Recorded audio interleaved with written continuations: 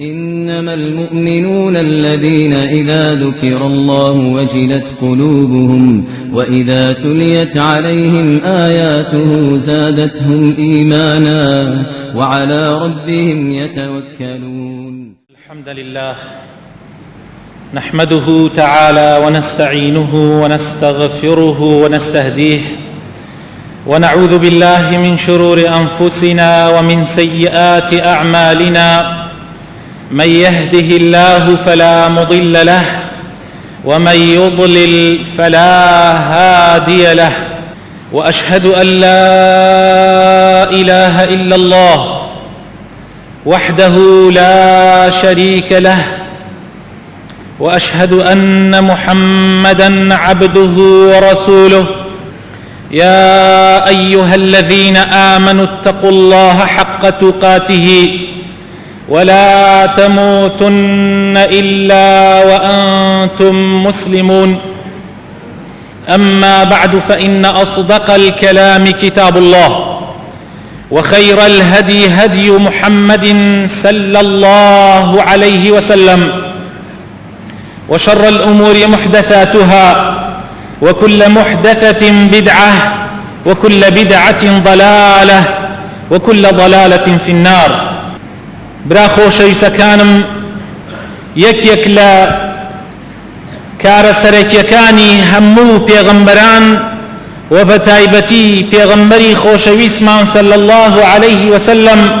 کە خوای پەروەردگار ناردوێتی بۆ مرۆڤایەتی، ئەوە بووە کە خەڵکی پاکاتەوە، واتە تەزکیەیان بکات. یعنی یەکێک لە کارە سەرەکیەکانی پێغەمبەری خوا صلی الله عليه وسلم تەزکیەکردنی خەڵکی بووە، پاککردنەوەی دەرونی خەڵک بووە. ئەگەر تەماشای قورئان بکەین، پێغەمبەر ئیبراهیم عەلەیه السەلام لە سوورەتی بەقەرە لە ئاەتی 129 داوا لە خوای پەروەردگار ئەکا کە خوای تەعالا لە پاش خۆی بۆ ئومەتەکەی پێغەمبەرێک بنێرێ، ربنا وابعث فيهم رسولا منهم، پێغەمبەرێکیان بۆ بنێرێ لە خودی خۆیان، يتلو عليهم آياتك ويعلمهم الكتاب والحكمة ويزكيهم. آياتكاني تویان بسرا بخوێنێت و فێری قورئان و جێبەجێکردنی ئەو قورئانەیان بکات، یعنی فێری کتێبی خوا و جێبەجێکردنی کتێبەکەی خۆیان بکات کە حکمەتە. پاشان ئەفەرمێ وەیوزەکیهم، و پاکیشیان بکاتەوە، و پاکیشیان بکاتەوە. خوای تەعالا لە وەڵامی ئەم دوعایەی پێغەمبەر ئیبراهیمە لە سێ شوێنی تری قورئانە خوای تەعالا باسی وەڵامەکە ئەکا. هەر لە هەمان سوورەتە، لە سوورەتی بەقەرە لە ئاەتی 151 و لە سوورەتی ئالی عیمرانە لە ئاەتی 164 و لە سوورەتی جوموعەشە لە ئاەتی 2 خوای تەعالا باسیەکە، بەڵام یەک گۆڕانکاری تێ ئەکا خوای تەعالا. هو الذي بعث في الأميين رسولا منهم. خوای تەعالا بۆ ئومەتە نەخێنەوارەکە پێغەمبەرێکی نارد لە خۆیان، يتلو عليهم آياته، ئاەتەکانی خۆیان بەسەرا بخوێنێتەوە. ئەمە گۆڕانکاریەکەیە. ئیبراهیم فەرمووی فێری قورئان و جێبەجێکردنی قورئانیان بکا، کە هەندێک ئەڵێن سنەت، یعنی سنەتی پێغەمبەر صلی الله علیه وسلم، یعنی چۆنیەتی جێبەجێکردنی قورئان. بەڵام خوای تەعالا لە وەڵامیا ئەفەرمێتی ئەوەی پێشخست، بەڵام خوای تەعالا تەزکیەکە پێشی ئەوە ئەخا. ئەفەرمێ وەیوزەکیهم وەیعەلمهم الکتاب والحکمە. براینە پێشخستنی خوا لە وەڵامەکەیە کە ئیشی پێغەمبەر تەزکیەیە، ئەمجا فێرکردنی قورئان و سنەت، یان قورئان و شێوازی جێبەجێکردنی قورئان. ئەمە معنایەکی زۆر زۆر گەورەی هەیە. معنای ئەوەیە کەوا مسلمانان پێش ئەوەی فێر ببن پێویستە دڵی خۆیان پاکەنەوە، دەرونی خۆیان پاکەنەوە. تەزکیە ئەوەیە کە ئینسان دڵ و دەرونی خۆی پاک کاتەوە بە شێوازێک کە مەیلی هەبێ بۆ لای حەق و ڕاستی و چاکەکان و حەزیش لە خراپە و ڕەوشتە خراپ و ناپەسەندەکان نەکا کە خوا و پێغەمبەری خوا قەدەغەیان لێ کردووە. ئەوە تەزکیەیە. یان هەندێک لە عولەما لە چۆنێتی جێبەجێکردنی تەزکیە ئەفەرمن تەزکیە دوو دەعامەتی سەرەکی هەیە، یعنی پاکردنەوەی دەروون دڵ و دەروون دوو دەعامەی سەرەکی هەیە. یەکەمیان تەخلیە، دووهەمیان تەحلیە. یعنی چی تەخلیە؟ یعنی دڵ و دەرونی خۆت لە هەموو شتە پۆخڵاواتەکان، شتە خراپەکان، ئەخلاقە ناپەسەندەکان، سیفەتە پیسەکان پاکی کەیتەوە. دڵت ئاخە براینە هەتا وەکو دڵ بەتاڵ نەکەی لە خراپە چاکەی تیا ناڕوێ وەکو پێویست. ئەگەر چاکەکەشی تێ بکەیت دڵ هەر پیسی تیا بێ، دوایی چاکە و خراپەت تێکەڵ ئەبێ و ئەو کاتە نابێتە ئەوەی کە خوا ئەیەوێ. کە پێغەمبەری خوا صلی الله علیه وسلم یەکێ لە هەدەفە سەرەکیەکانی بۆ ئەوە هاتووە. بۆیە پاکردنەوەی دڵ و دەروون لە هەموو شتێکی خراپ، لە هەموو سیفاتێکی خراپ، پاشان چاندنی ڕازاندنەوەی ئەو دڵە ئەو ئینسانە بە سیفەتە جوان و شیرینەکان. ئەوەیەکەوە ئینسانەکان ئەکا بە ئینسانێکی مزەکا، ئینسانێکی پاک. و تەزکیەش برا بەڕێزەکانم زۆر گرنگە برانینا، وەکو ئێمە ئاماژەم پێکرد لەو ئاەتانەی کە عەرزم کردن لە چەندەها شوێنی قورئانی لە قورئانیشا لە شوێنی تریشا خوای تەعالی هەر ئاماژەی پێەکا و جەخت لەسەر یەکا کە نەجاتی ئینسان، ڕزگاربوونی ئینسانەکان بە تەزکیەوە بەسراوە. یعنی ئەگەر ئینسان دڵ و دەرونی خۆی پاک نەکاتەوە هیچ سوودی نییە. حتى تەنانەت لەو ئاەتەی کە عەرزم کردن سوورەتی جوموعە ئاەتی 2 خوای تعالى أو آية باسك هو الذي بعث في الأميين رسولا منهم يتلو عليهم آياته ويزكيهم ويعلمهم الكتاب والحكمة وإن كانوا من قبل لفي ضلال مبين. أجر أو آياتنا بروي سير كي لدواء أو خوي تعالى أفرمي مثل الذين حملوا التوراة ثم لم يحملوها كمثل الحمار يحمل أسفارا. باسي لكي ودسي بيكا لزانا وملا ودسي بيكا أو زانایانەی کە علمیان هەیە بەڵام عەمەلی پێناکەن واتە تەزکیەیان نییە، نمونەیان وەکو نمونەی دوور لە ڕووی مزگەوت و جەنابتان و خوا لە قورئانە باسی کردووە وەکو نمونەی کەروایە. دوو نمونەی زۆر پیس خوای تەعالی لە قورئانە، یعنی وەکو نمونەی پیس ئەیهێنێتەوە. خوای تەعالی باسێکا لە قورئانە یەکێکیان کەرە یەکێکیان سەگە، هەردووگی بۆ مەلایە و بۆ زانایەکە کە تەزکیەی نەبێ علمی هەبێ. إخوة الشيطانش علمي هيا أجر موضوعك بس علم به لهمو خلق زياتر شيطان عالمة، بس شيطان باكنية ضروري باكنية. يكم جناحي ككريا لا دنيايا شيطان كردي أبي الشيبو جناحي تزكية بضل حسادت بويا باكردنا ويدرون أساسا أجر إنسان كان حتى عالمك برزيش به ملايش به عالمك برزيش به پێشا ئەبێت تەزکیە بکری ئەمجا علمەکە ئەگینا دوای ئەبێتە مەلایە ئەتوانین نەڵێی مەلا بڵێی بەڵا ئەبێ بە قورب و ئەو خەڵکە و سەر لە خەڵک تێک ئەدا و دینەکەیان لە دینەکەی خوا گومڕایان ئەکا و لایەن ئەدا لە ڕێبازی خوا. بۆیە زۆر زۆر مهمە تەزکیە. هەر لەبەر ئەوەیە خوای تەعالی لە قورئانە لە سوورەتی شەمسە خوای تەعالی 11 جار سوێن ئەخوا و تەئکیدەکە لەسەر شتێ والشەمس وضحاها والقمر إذا تلاها والنهار إذا جلاها والليل إذا يغشاها والسماء وما بناها والأرض وما طحاها ونفس وما سواها فألهمها فجورها وتقواها قد أفلح من زكاها وقد خاب من دساها. تماشاك برا بالرزقم 11 جار تأكيدك سوين أخوة خوي تعالى لسر أويكوا بختورة سرفرازة كسي ضلي خوي باكات ودلو دروني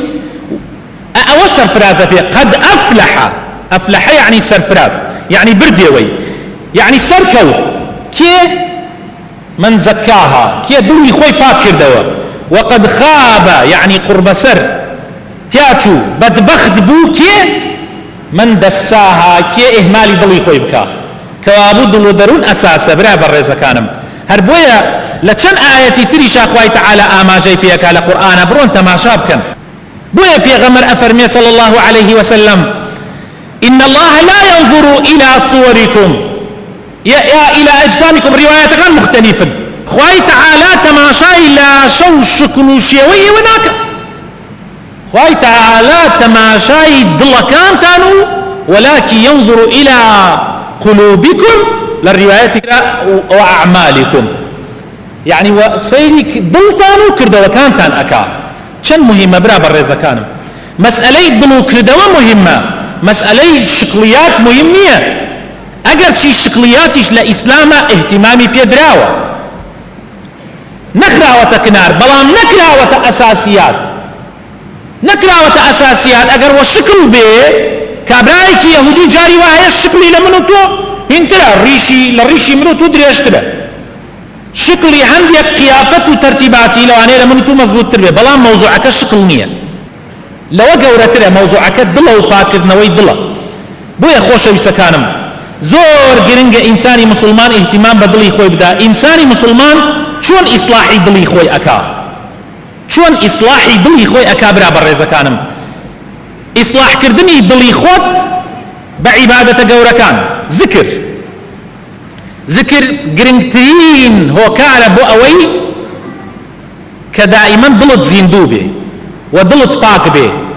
وذكر اسم ربه فصلى وذكر قد أفلح من تزكى سرفراز بو أو كسي كوا دلي خوي باكردو دلو دروني خوي وذكر اسم ربه ذكر أساس ترين شتا بويا بيغمر فرمي صلى الله عليه وسلم نموني مثل الذي يذكر ربه والذي لا يذكر ربه أفرمي كمثل الحي والميت أول ذكر إخواءك كدلي زندوا لقل أو كسي كذكر إخوانا كدلي مردوا وكو مردو زندوانا عيش فرق يعني إنساني ذكر إخوانا كان مردو براينا با شكو شوشي زندو ديار بي بلا مردو بويا ذكر زور مهمة بردوام إنسان زواني بذكر بي هر كاتي هستت كرت سبحان الله كما كي لا إله إلا الله كما كي الله أكبر كما كي هر كاتي هستت كرت الحمد لله كما كي هر كاتي هستت كرت صلوات كما ديت سر بيغمر صلى الله عليه وسلم ذكر يكي زور قرنجت لحديث هاتوا بيغمر إخوة صلى الله عليه وسلم صحابي برساري ليكا أفرمي أجر شو هل سيام شو نيوجيم كرت چنيك يعني لشو نيوجي كم يعني چنيك لو هل صانم ترخان بكم بوز صلوات لسرتو أي بيغمر إخوة فرموي كيفي خوتا چنيه بكي هر باشا فرموي ربعي كي بكم اي پیغمبري خوا باشا فرموي چاكا اگر زياتر بكي باشا فرموي ريوي بكم صلاوات لسرتو باشا فرموي چاكا اگر زياتر بكي باشا فرموي اگر بيتو سيكدو لسر سي بكم صلاوات لسرتو چاكا فرموي چاكا اگر زياتر بكي باشتر بخوت فرموي اگر هر هموي بكم صلاوات او شوا هل سيام هر هموي صلاوات لسر پیغمبر صلى الله عليه وسلم چاكا فرموي چاكا او كاتا هرچی خم و خفتت هي لا أشي خوي تعالى رحمة بيك يعني صلوات سر في غمر صلى الله عليه وسلم أو نقرن قام حديثش صحيح ألباني شفرمي صحيح بويا بأقام ليبي أجر صلوات ما لسر في غمر كم دا يعني بزانا بلاكت تزكيتي أنا ما مردوة وبيش زانا هيج قيمتي نية شكل شيوا هيج سوديكي نية مظهرك لنا وبوش بي مظهرك لنا وبوش بي نيوش كردن اهتمام وذكر اسم قد أفلح من تزكى وذكر اسم ربه فصلى نيوش زور مهم براينا بلام نيوشيك اگر دلت زيندو بي لقليا ازانم چي اگر حسكن إسا بزانم چي نيوشيك دلت لقليا زيندوا چي نيوشيك إسا مثلا تاقيقا كردم يماهين لمختبرك بزانم چنيت دلمان زيندوا تزكيتي آية بچيا بزانم هربو قياسي خواي تعالى كالقرآن بيروزا فرميتي إن الصلاة تنهى عن الفحشاء والمنكر نيش إنسان لخرابة وخرابة كاري بدور أجري تزکیەشی بوو تزکیەش وتمان ئەوەیە کە دڵت حەز لە چاکە بکە و حەزیش کا لە خراپە بە دوور بێ. براینە قیاسی کە تۆی نوێژگەر تۆ ئێستا لە جمعە هاتووی و پێنج فەرزە لەوانەیە تاو بدەی بۆ مزگەوت، چەندیە لە خراپە و خراپەکاری دووری، چەندێک لە معاملەکەی ناو بازارتە لەسەر شەریعەت ئەچی، چەندێک لە دائیرەکەتە لەسەر شەریعەت ئەچی، چەندێک لە هەموو کاروبارەکانی ژیانتە تۆ کرێکاری، کاسبی، مۆزەفی، مدیری دائیرەیەکی، مەسئولێکی لە دەوڵەتە، چەندێک خراپە هاتە بەردەمت خۆتی لێلا ئەدەی هەوڵی چاکە ئەدەی. ئەگەر زانیت باشی ئەوە بزانە دڵت زیندۆ نوێژەکەت سوودی هەیە، ئەگەر خراپبی معنای وایە ئەو نوێژە نییە کە خوا ئەیەوێ، ئیتر خۆتە خەڵەتێنی. زەکات خۆ خێرە، وانییە زەکاتدان خێرە، پارە ئەدەی تۆ، بۆ ناو نراوە زەکات، هەر بۆ ناو نراوە زەکات، بۆ خوای تەعالا لە قورئانە ئەفەرمێوە پێغەمبەر خذ أي پیغمبری خوا صلى الله عليه وسلم خذ من أموالهم صدقة صدقان لي والبقرة تطهرهم وتزكيهم بها. هدف سركي لزكاة تطهير وتزكية. تطهير وتزكية شريك شقيق معناه، يعني باكيان كاتو ولا جناح، باكيان كاتو ولا حسودي، باكيان كاتو ولا خرافكاري، باكيان كاتو ولا الرزيلي رجوش هروايه. كتب عليكم الصيام يا أيها الذين آمنوا كتب عليكم آياتي سطو هشتاو سي سورة بقرة يا أيها الذين آمنوا كتب عليكم الصيام كما كتب على الذين من قبلكم بوشي بو الرجول لسر إيوه لسر أمتكاني بيشوي إيوهش فرز كرا بوشي هر لبر أوي نان نخويتو نخويتو خود لشهوة دور قري حتى يوار بس يعني بو الرياضة وكو هنيا كس أيكا بو الرياضة نو والله لعلكم تتقون لبر تزكية لبر پاکردنەوەی دڵ و دەروون. تۆ کە ئەچی بۆ حەجی ماڵی خوا ئینشاء الله لەوانەیە تێتانە هەبێ ناوی دەرچوو بێ بۆ حەج، تۆ کە ئەچی بۆ حەجی ماڵی خوا فمن حج البيت فلا رفث ولا فسوق ولا جدال في الحج لسورة بقرة.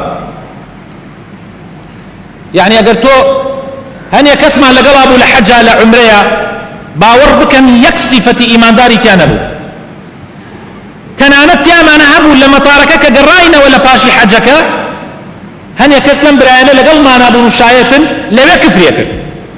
کاتێک کە تۆزێ تاخیر بووین لە مەتار و ئەمانە کەلیمەی کفر دەمی دەرەچوو. یعنی حەجێ ئەگەر تۆ لە خراپە و خراپەکاری و قسەی خراپ و ئەمانە دوور نەخاتۆ چی قیمەتێکیە؟ ئەویتە حاجیەک بەیانی، ئەویتە نمونەیەکی ناشرین لە بازارە لە دائیرەیە لەسەر ئیسلام. ئەوەیە مهمە برا بەڕێزەکانم، بۆیە ئەبێ زۆر ئاگادار بین، زۆر وریای خۆمان بین. طبعا شتی تریش زۆرە بۆ ئەوەی ئینسان پاکاتەوە، بۆ نمونە هاوڕێتیکردنی ئینسانی چاک، ئەوە ئینسان لە خراپە بە دوورەگرێ و چاکێک کاتەوە نزیکێک کاتەوە لەخوا. بەڵام یەک قسەیەکی هەندێک لە عالمەکان و زانایانتان عەرزەکەم ئەفەرمێن مفسیدات القلب خەمس،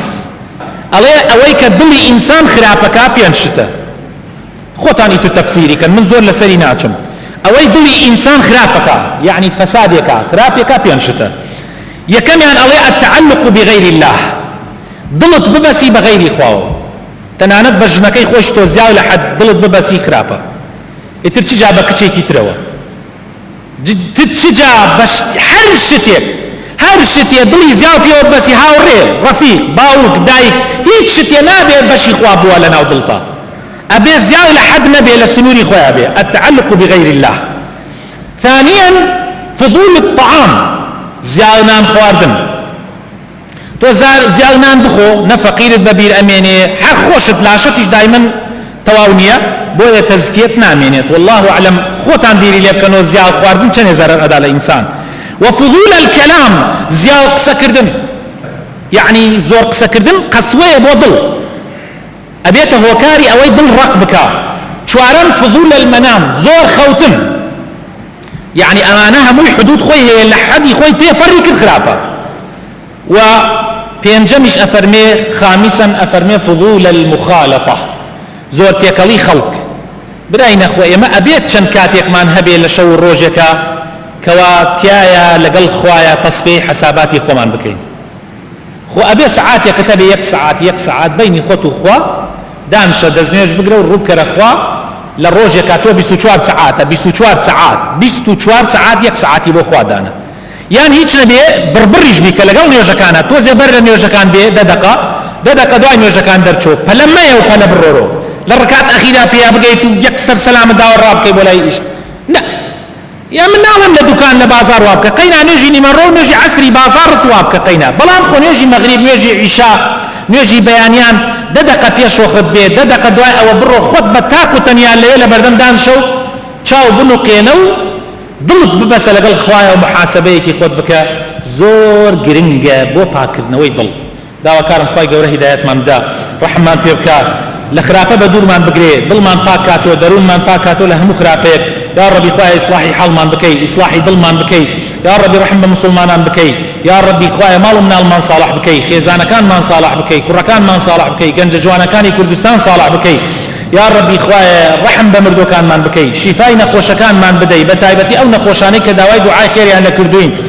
یا ربی هەر کەسێ لەنا ئەم مەجلیسە دانیشتۆ لە دڵیا شتێکەیە حەزەکان من دوعای بۆ بکەم یا ربی خوایە ئەوەی حەزی لێکا بۆی جێبەجێ بکەی خێری دین و دنیای تێ بخەی بۆی یا ربی خوایە کوردستان لە بەڵاو مصیبەت بە دوور بگری ڕزق و ڕۆزی ئەم وڵاتە بەرفراوان بکەی یا ربی کاربەدەستانی ئەم وڵاتە ساڵح و دادپەروەر بکەی یا ربی خوایە خێر و بەرەکەت بڕژێنی بەسەر ئەم وڵاتە بەرەکەت بخەی بە کارەبامانەوە بە ئاومانەوە یا رب العالمین یا ربی بە دەغڵ و دانمانەوە یا رب العالمین آمین آمین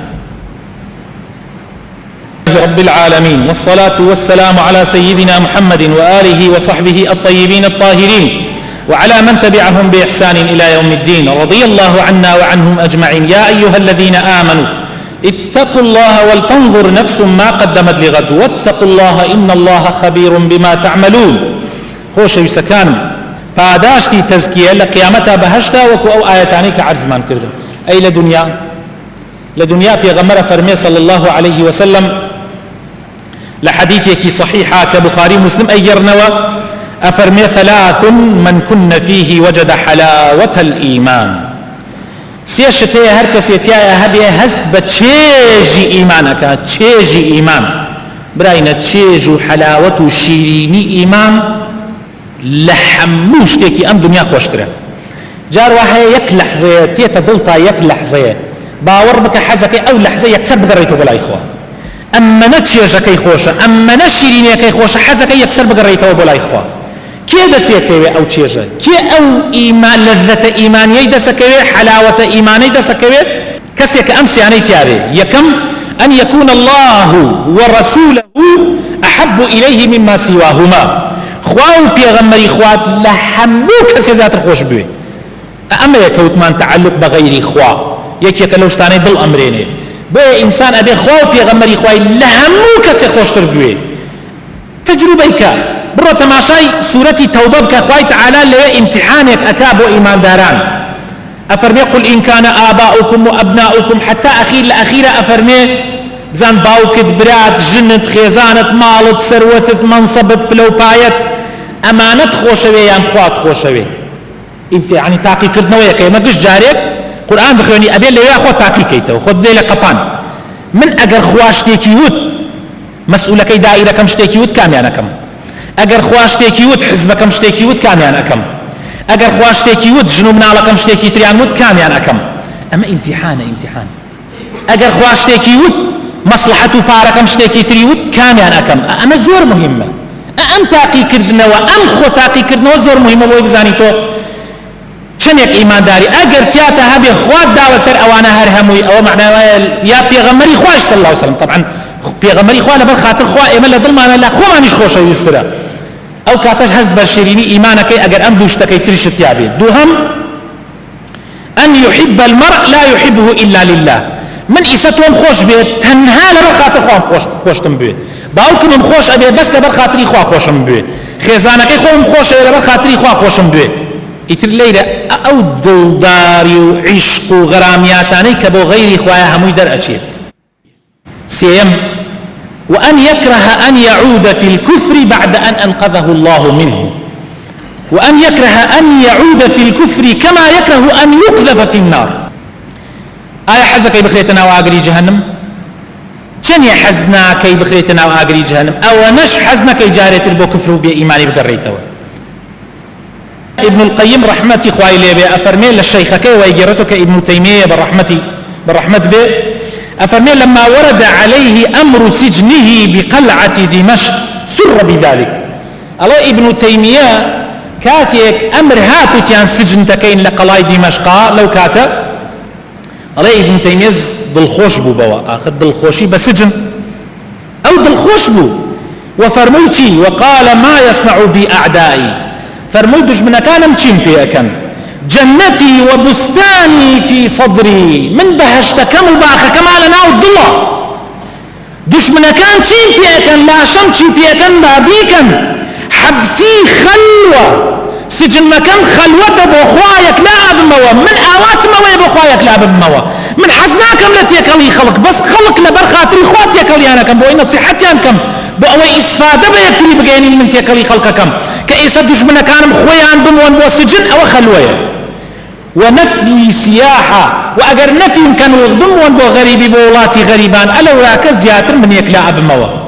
چونك لولاتي غريبان خلقنا ناس متاز مشغول كان لذكر إخوة ولا عبادة كردن وقتلي شهادة وكشتني شم شهيدية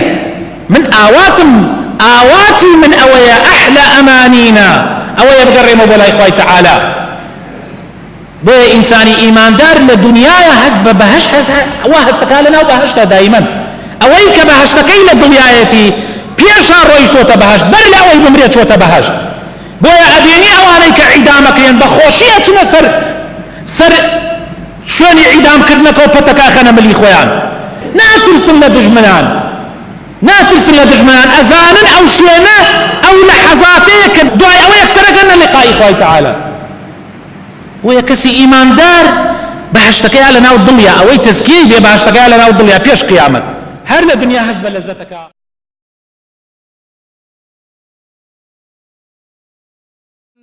ألم تر كيف ضرب الله مثلا كلمة طيبة كشجرة طيبة أصلها ثابت وفرعها في السماء